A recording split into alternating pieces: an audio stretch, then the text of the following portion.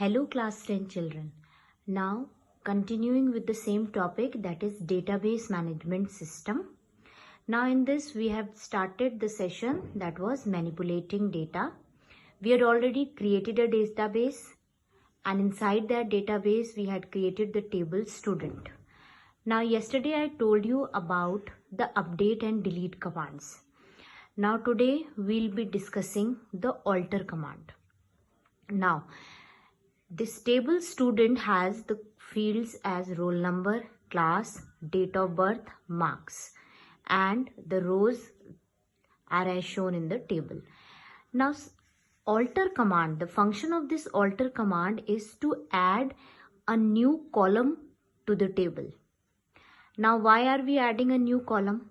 Because suppose it is our requirement that earlier the table contained only the roll number, class, DOB and marks field. Now the requirement is that we want one more column to be inserted in the already existing table. So to do so we need this alter command. So the syntax for this alter command will be alter table, table name, that is student, add column, the name of the column that we are adding. Suppose I am adding the name column to this table student, and its data type. So the command becomes alter table student, add column name, char 10 and then the semicolon. Now the data type of name I have chosen as character, because names of the children will always be in alphabets. So I have chosen them char. So I mentioned the range 10. That means the names with the length 10 can be inserted in this database. For your benefit, you can take the range as 20, 50, all such ranges. So after executing this alter command, after writing it, I will press enter. When we press enter, we'll get the following result. That is roll number, class, DOB, marks and name column added, but the values in the name column will be null. Null means that they are not having any of the value. So the database will reflect the null in the name column. So now when you just after writing the alter table student, add column name, char 10 semicolon, you press enter, you will get the following result. Now I want to add the values to this name column also. So I told you earlier that we can use insert command to insert the values, but children, insert command is used if you want to enter all the names of the column in the table. So here we cannot use insert command.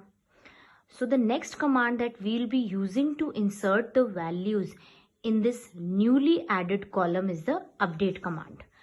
Now what will be the update command now?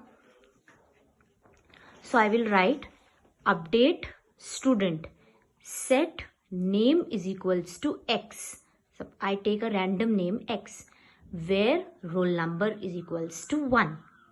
Then I will press enter. Now since roll number is a primary key, it is unique and not null, so I'll be taking the condition roll number to insert the values in the name column. So here with the help of this update command, I will be able to insert the values in this newly added column. So that is why I wrote the query as update, the name of the table that is student, set name is equals to X. Now why I have taken X in single quotes? Because it is having the data type as character, where roll number is 1. I will press enter. Then I will write the query select star from student. So this is the result that I will be getting. I will be getting the table with these fields: roll number, class, date of birth, marks and name. And then in the name column, the first row will be having the value X. Similarly, you can insert the values in roll number 2 and 3, the names of the children, by using this update command again. So I'll write update student set name is equals to y, where roll number is 2. Then I'll press enter.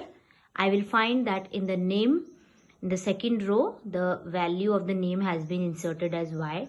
Similarly, for the third roll number, update student set name is equals to z, where roll number is equals to 3, semicolon, and press enter. So children, this is how we are going to use all the commands of the database. So we had discussed all the DDL and DML commands. DDL commands were your create, alter, and drop. Drop is still remaining. I'll discuss it today only. So drop command. Drop command is used to delete the table from the database. And the syntax for writing the drop command is drop, then a space, student, and semicolon. So drop means this table student will be removed from the database. So if you want any table to be deleted from the database totally, we can use the drop command. Drop command removes the table from the database entirely. That means no row, no column of the table is left. The table is directly deleted from the database. So these were your DDL commands, that is create, alter, and drop. And your DML commands I've already discussed, that is select, update.